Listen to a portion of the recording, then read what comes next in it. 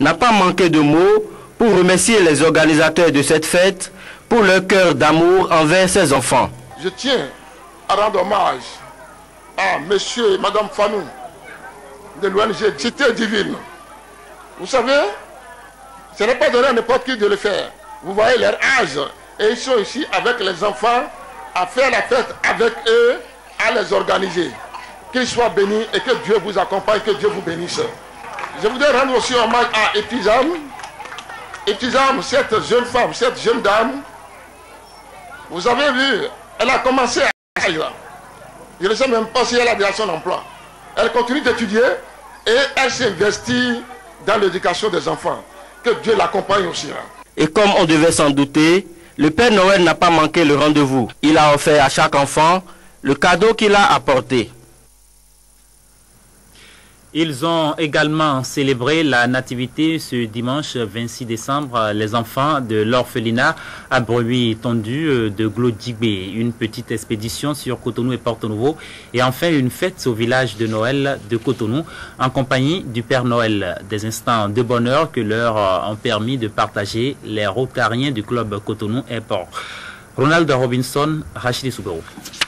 C'est pour partager des instants de bonheur en cette période de la nativité avec ces enfants de l'orphelinat de Glodjigbe, dénommé à Brebis Tondu, Dieu mesure le vent, que les membres de Rotary Cotonou Airport leur ont consacré cette journée du 26 décembre. D'abord, c'est par une expédition sur les capitales économiques et politiques en vue de leur faire découvrir quelques atouts et attraits de ces deux villes que la journée a démarré. De l'aéroport Cardinal Bernardin Gantin de Cotonou à la place Tofa Ier de Porto Novo, ces enfants ont pu enrichir leurs connaissances sur quelques sites avant de descendre tout joyeux au village d'enfants de Cotonou. Monsieur le Président, nous vous remercions pour nous avoir invités à cette fête au village de Noël. Cette place très envieuse de tous les enfants. Nous vous remercions, Monsieur le Président, car nous allons aussi fêter comme les enfants qui ont leurs deux parents avec eux. 4 ans déjà qu'existe l'internat à Brebis Tondu, un internat créé par l'ONG Enfants déshérités du monde pour satisfaire un tant soit peu le besoin urgent d'un orphelinat à Glodjigbe. Si aujourd'hui nous sommes devant vous, jouissant d'une bonne santé, robuste et parlant le français, c'est grâce à un homme, un seul, notre papa, Monsieur Thomas Roussou. Cet homme fait tout pour nous. Il comble auprès de nous le vide incommensurable que la mort et la nature ont créé autour de nous.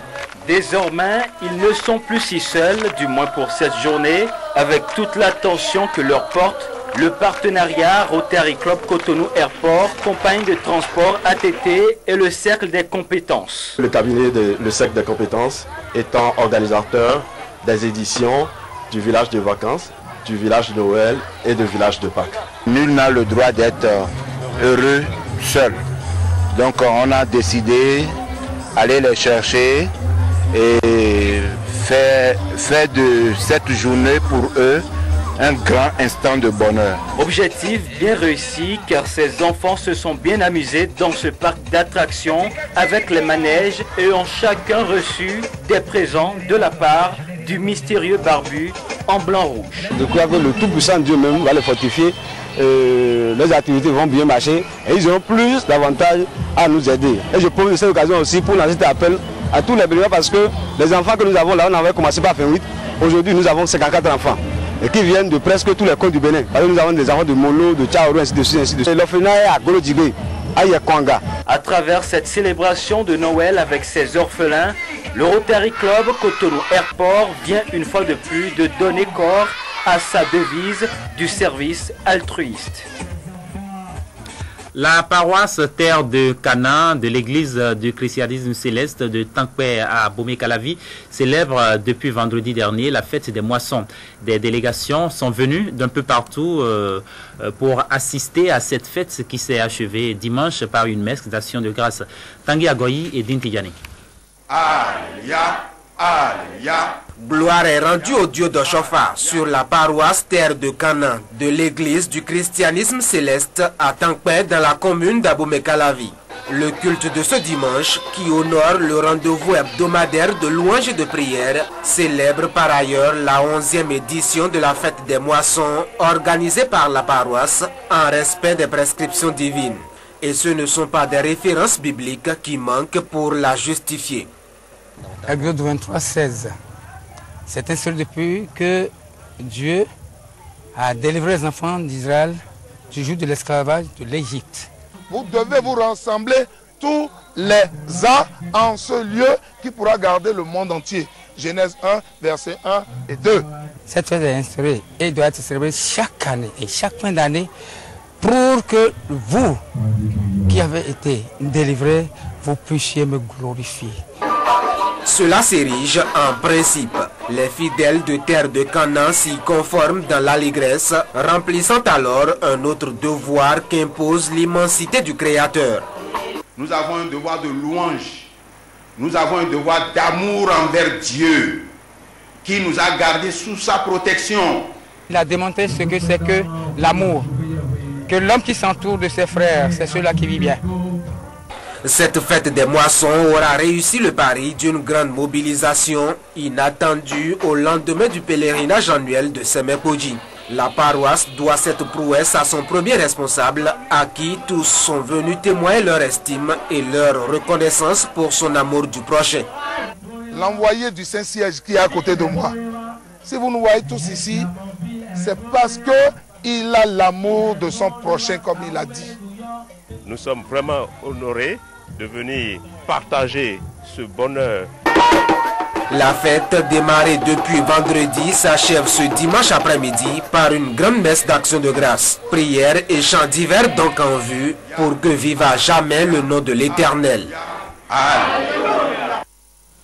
Apothéose 2010, c'est le programme que met à votre disposition le pasteur Elvis Dagba du ministère d'évangélisation et de perfectionnement des saints. Placé sous le thème « Tu mérites mieux que ça », ce programme lancé dimanche au siège du ministère à Cotonou vise à permettre aux chrétiens d'entrer dans la nouvelle année sous la houlette du Seigneur. Reportage de Geoffroy Messan et Barnabé Messan. C'est parti pour une semaine de prière, de prédication et de miracles. Ce dimanche, le ministère de l'évangélisation du perfectionnement des saints MEPS a démarré l'exécution de son programme Apothéose 2010. Un programme axé autour du thème « Tu mérites mieux que ça ». Ce programme offre à tout un chacun du lundi à ce jeudi, de 18h à 21h, de se préparer spirituellement par le biais de la parole divine à bien entrer dans la nouvelle année. J'invite tous ceux-là qui nous regardent à présent, venez, nous allons vraiment prier avec vous pour cette fin d'année. Et pour mieux accompagner dans cette prière, le MEPS met à disposition plusieurs hommes de Dieu, dont le pasteur Lydie Granger de la France et surtout le révérend Josué Soro de la Côte d'Ivoire, un homme paralytique de naissance que le Seigneur utilise pour le Verbe et ses miracles. Je suis heureux, mon fils, et je vais rendre gloire au Seigneur pour le peuple à vous. Vous avez le thème de vos rencontres de fin d'année. Il y a un beau temps, très important. Et il faut pas lui faire. Le programme se termine en beauté la nuit du 31 décembre au 1er janvier à travers une veillée prophétique, fête de prière et de concerts géants avec un guest star, le groupe Elway. Les participants rendront également grâce à Dieu qui a été aux côtés de ses serviteurs et enfants tout le long de l'année 2010. Nous avons 2 CD que nous allons distribuer gratuitement. Il y a le CD Le Mystère du Psaume 23 où j'ai développé sur ce CD chaque verset du Psaume 23. Il y a également un CD qui vous aide à prier le matin et le soir. Ce CD est intitulé Ma prière quotidienne. Nous avons également 3 motos apothéoses que nous allons donner à caractère social. L'entrée est libre et gratuite. Le siège du ministère de l'évangélisation du perfectionnement des saints MEPS, où se déroulent les manifestations, est situé au quartier Akpakpa à Cotonou, dans la rue entre la clinique Boni et l'SOBSS en allant vers la radio Cap FM. Dirigez-vous au siège du MEPS et le Seigneur a une grande surprise pour vous. Que Dieu vous bénisse. Les cultivateurs de la commune de Zakota éprouvent depuis 2 ans des difficultés pour accéder à leurs champs. Le seul point qui leur permet d'avoir accès à l'autre rive s'est effondré, laissant du coup ces gros producteurs sur une voie sans issue, du moins pour le moment. La forte délégation ministérielle dépêchée sur les lieux pour évaluer les dégâts et voir dans quelle mesure sortir ces populations de leur situation n'a pu rien faire à la grande désolation des concernés qui crient à l'aide. Reportage de Terence Belou, Eder Mpevi et Henri Ganti.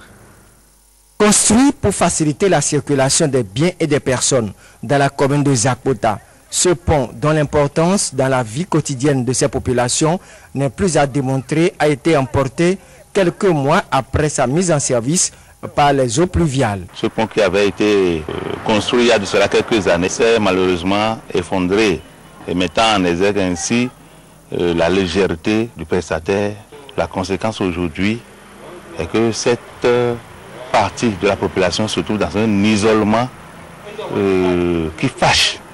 Un isolement des populations qui fâche, puisque selon le chef d'arrondissement de Kwakpamé, les populations sont en majorité des paysans qui cultivent les produits vivriers et autres produits de rente. Toutes nos populations de Zakpota qui sont à Zeko et à Tenji, à Pozon et où sais-je encore, c'est seulement à Kwakpamé ici là qu'il y a des terres. Donc c'est ici qu'ils viennent faire les cultures. Donc quand ce pont est cassé, ils ont beaucoup de difficultés pour faire écouler les produits. Une localité grenier pour Zakpota et les communes environnantes dont le conseil communal a conscience mais ne dispose pas de ressources nécessaires pour sa reconstruction. Lorsque nous avions reçu en février une délégation de 8 ministres, nous avons tout fait pour les conduire, n'est-ce pas, aller voir ce fâcheux spectacle. Ces ministres, certains n'en croient pas leurs yeux à la vue, n'est-ce pas, du danger. Mais à ce jour, rien n'est fait. C'est ça que nous ne comprenons pas. Pour le chef de l'arrondissement de Kwakpamé, le mutisme du gouvernement est inquiétant. Il faudrait que ça se fasse vite pour qu'on puisse parler devant la population, puisque le président dit que c'est faisable, on nous fera ça, on espère. Un espoir que le maire veut vite voir se concrétiser, raison fondamentale de son appel. Cela interpelle les consciences des gouvernants parce que cette partie de la population contribue énormément à la production de l'agriculture nationale.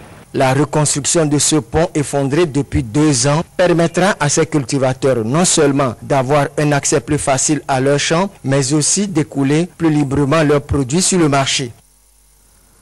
En sport, le tournoi de volleyball dénommé Zanumbié dans les départements de l'Ouémé et du Plateau a connu son épilogue ce week-end. C'est l'équipe de Rangers Volleyball Club qui a été sacrée championne en battant en finale l'Université protestante de l'Afrique de l'Ouest, UPAO. Le contre était out. Le tournoi de volleyball dénommé Zanumbié, discuté dans les départements de l'Ouémé et du Plateau, a connu ce 24 décembre son épilogue. Sur les aires de jeu du stade Charles de Gaulle de Porto Novo, les équipes de l'Université protestante de l'Afrique de l'Ouest, UPAO, et Rangers Volleyball Club étaient en finale. Réception, la passe, l'attaque.